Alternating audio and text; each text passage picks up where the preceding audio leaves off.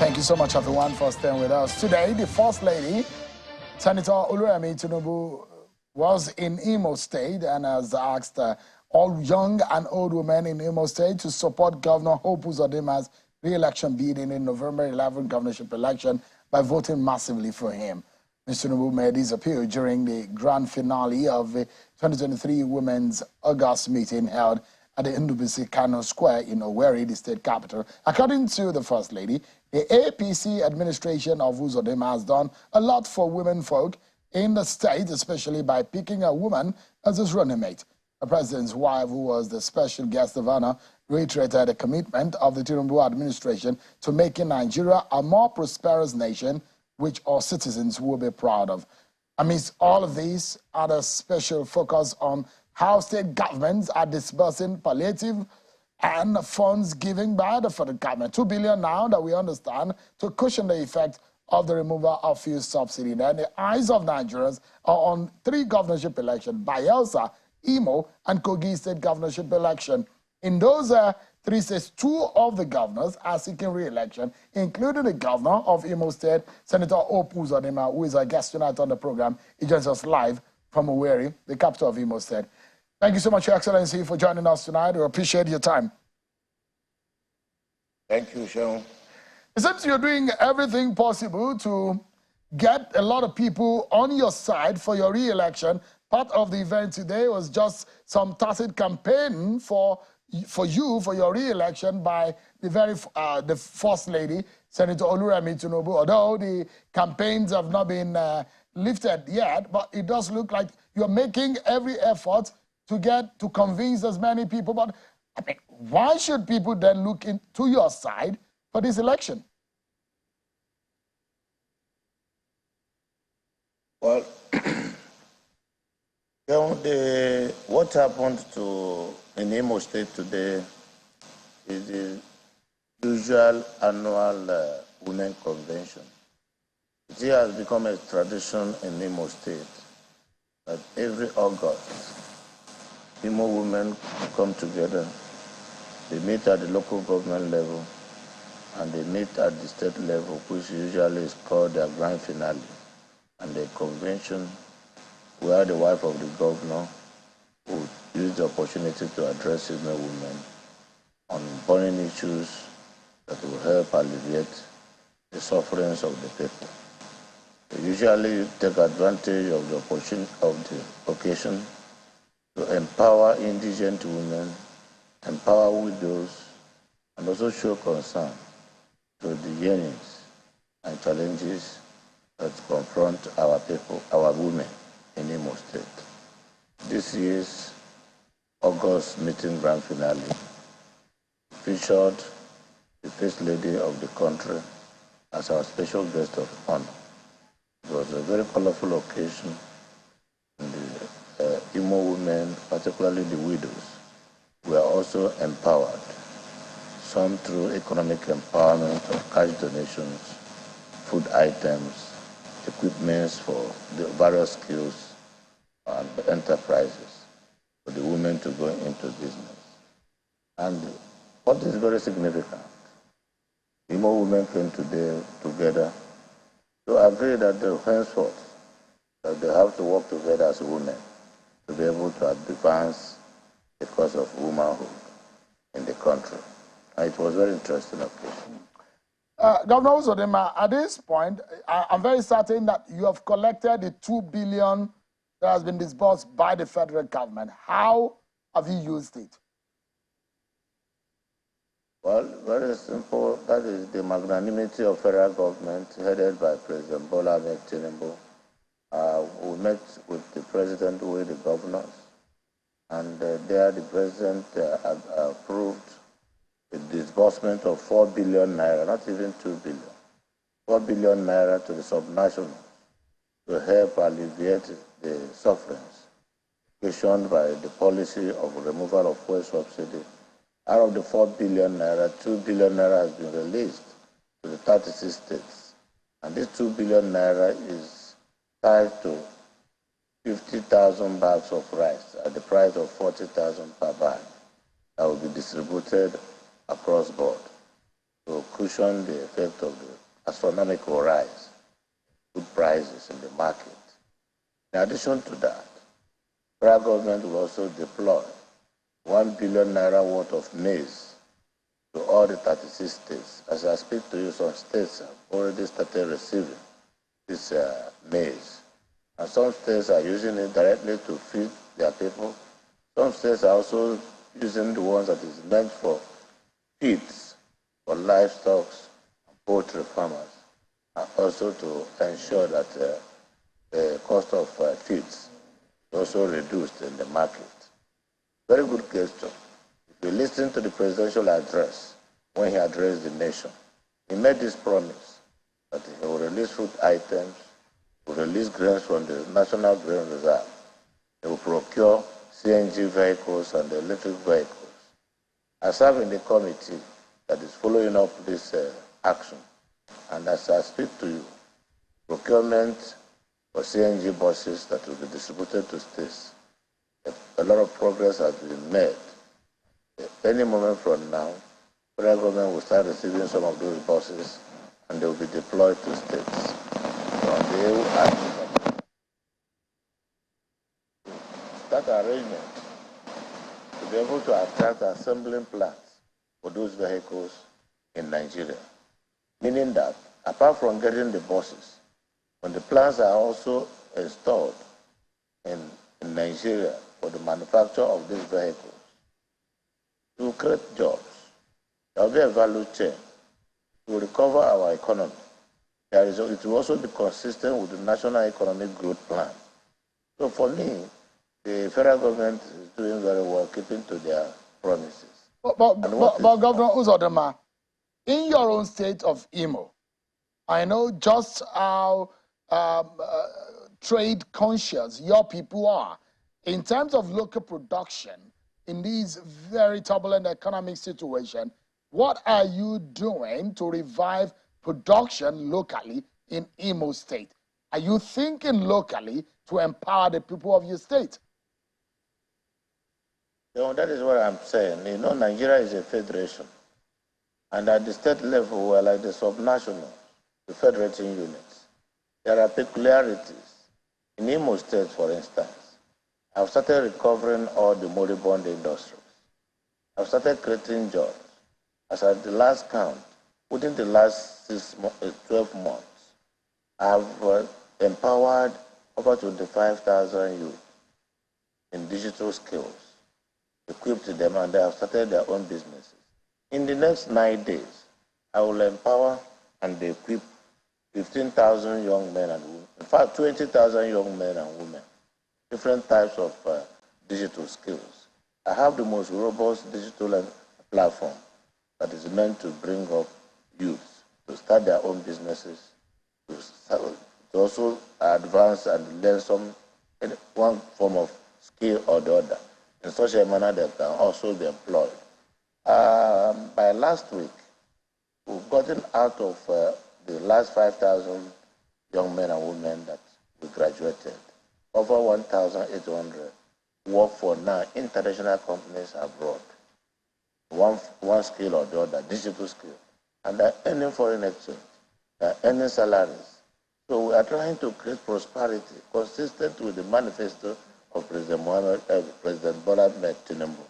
So we are, what is the situation in Imo State may not be exactly the situation in other states.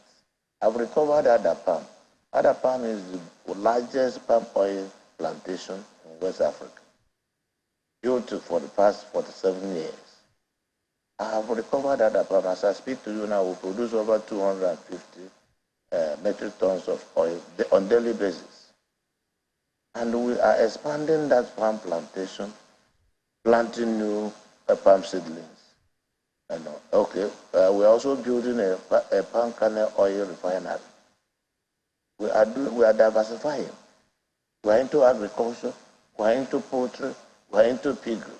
We are now revamping our ceramic factory because we have the best clay in Imo State. We are also considering building a cement plant in Okigwe. So we are trying to create jobs. It's the solution and the shortest way to recover our economy is to tackle unemployment, engage our young men and women, keep them busy to be productive. It is only when we are productive that we can have an economy.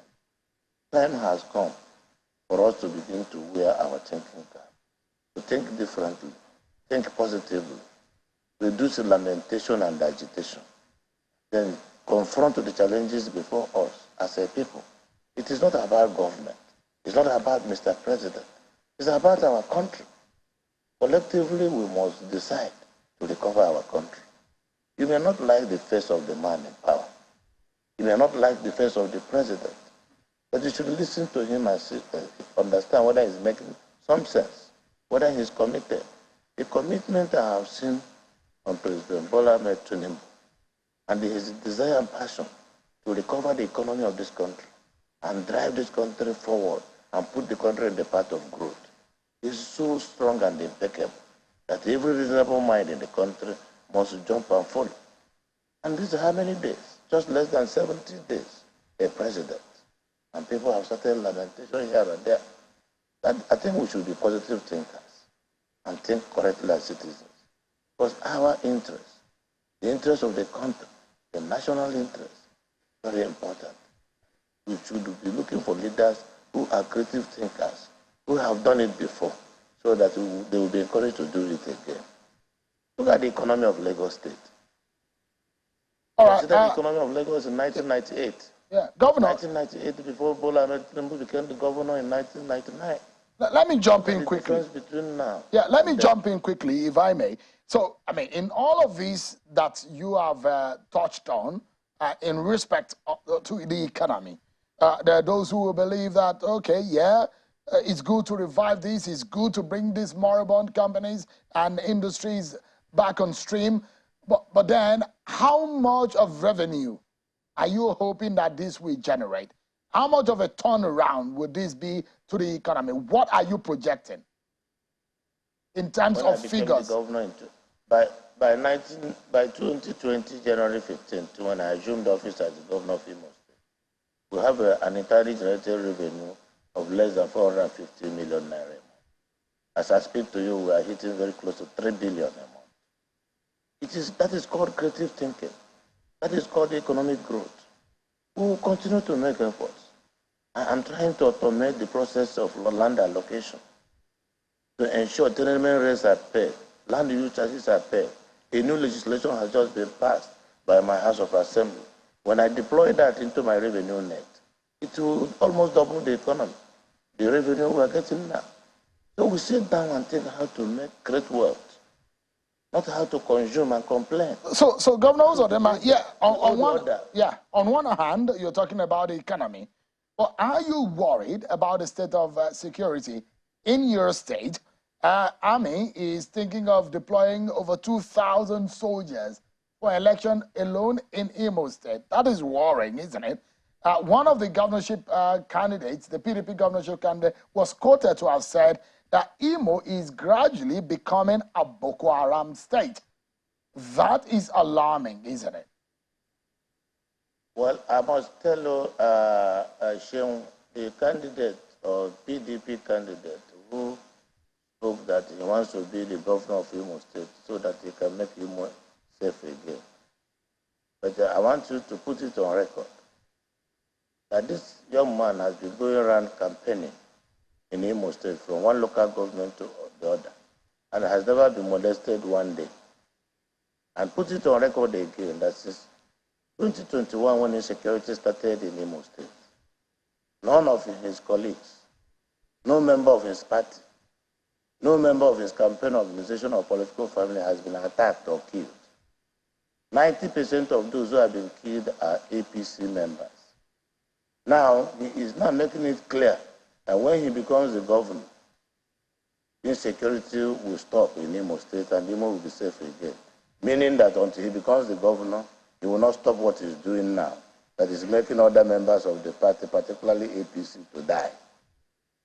I will stop at that, but think about it. Oh, but you have said in the past that politics is largely behind the insecurity in your state, but then you have still not come out to name the names of those who are killing innocent people in your state. And you have inferred that other politicians, other than the ones in your political party, are the ones behind insecurity in Imo State. Who are these people? Why can't you unveil them? Well, you know, I sit here as the governor. I've charged the security agencies in Imo State to go after and fish out those behind the killings in Imo State. But it is not a coincidence that the majority of the people being killed are those in government. It's not a coincidence that many people that are being killed are members of my party, APC. It is not also a coincidence that only lately, only last month, prominent members of my party that participated in the last presidential election, that their houses are being attacked. Some traditional rulers that have sympathy for our party, their houses are being also attacked. So this attack or this kind of insecurity that is targeted on one political party alone, well, I continue to ask security agencies to tell me the reason behind it. But when people now begin to campaign, and they are not saying that the governor of Imo State is not building infrastructure. They are not saying that the governor of Imo State is not performing. They are not saying that the governor of Imo State is not paying salaries. They are not saying that the pensioners are not being paid. But they are saying that when they become the governor, Imo will be safe again. Then you know what that means. That a child cries in the night, and the day the dog is lying lifeless. So I want to maybe use your medium to plead with these people who are behind the killings in Imo State, political violence, the violence in Imo State, maiming and kidnapping of human beings in Imo State, in the name of politics, to stop. I said these times without number that the insecurity in Imo State is politically contrived. And those who are behind them, they know themselves. But I can bet you, a few weeks' time, what we have deployed now will soon unravel those behind the killings. Governor Uzodimma, Governor Uzodimma, there are those who are eyeing your seat, and they have sworn and promised that they will chase you out of the government house. They would defeat you going into that election. ABGA says they are ready. The PDP says they're coming back to power in Imo State. In fact, the Labour Party says it's going to come like a tsunami and sweep Uzodimma out of the government house. Do you think your party is in trouble in Imo State? Can you withstand this opposition coming your way in November 11? The mandate I have here is the mandate of the people of Imo State. If you want to chase a governor out, it's not by sponsoring killings. If you want to remove a governor from his seat, it is not by burning houses of human beings. It is by coming to talk to Imo people, to vote for you on the day of election. As long as that is not being done, it is no longer democracy. The democracy is about the people. I don't have the mandate of an individual. I don't have the mandate of an opposition party. I have the mandate of the entire Imo people who voted for me massively. And from what is on ground today, and the political feelings and discussions here and there, I think I'm almost confident that Imo people will vote for me again. I'd like to anchor on this. I thought that I saw a picture of yourself, former Governor Rochas Okorocha, the national chairman of your party, Senator Abdullahi Ganduje, and one would think that all is well in the family of the APC. But what we are hearing, it does appear that information has it that Rochas Okorocha may not be working with the APC or Hope Uzodimma. That is what some people think in your party. That is a big, big, big loss for your party and your chance of getting a re-election. Are you worried about that? Well, what I know is that leadership is not about members of your party. It's about citizens of Imo State. And those who know me as a man of peace. I'm not at war with anybody. Rochas Okorocha, is my own brother from the same senatorial zone. Because that the Senate seat are left to become governor, Senate seat that Rochas Okorocha occupied. are not fighting. We are brothers. We are friends. We belong to the same political party. I have no reason not to embrace him, whether in the villa, in Imo State, in his house, or in my house. So democracy is also about the people. Government of the people, by the people, and for the people. So this is it. I don't think I'm at war. And it is not also, there is no law that says that all the indigenous of Imo State must support a governor for somebody to become a governor. Democracy is that some people will agree, some will not agree. But as long as majority agrees, you will become the governor. We need to go, Governor Uzodimma, but I'm imagining that it's a political tactics to nominate or get a woman as a running mate. Is that it? To sway votes, isn't it? Well, you know that the state, the local circumstances here requires that we must do some kind of balancing. And of late, women are more in numbers when it comes to issue of vote and the youth. So in the wisdom of the party this time around, a decision that was collectively taken, both to the current deputy governor, myself, and also the leadership of the party. Now my second term is easier and better for the entire Imo people, for inclusiveness, to have a female deputy. And that is the decision of the party, and it's acceptable to all the members of the party and the leadership. All right. Governor Uzodimma, thank you so much indeed for your time, and I wish you the very best, and yourself and the people of Imo State. Thank you so much indeed for your time tonight. Thank you, Sheon. Thank you very much. Appreciate it.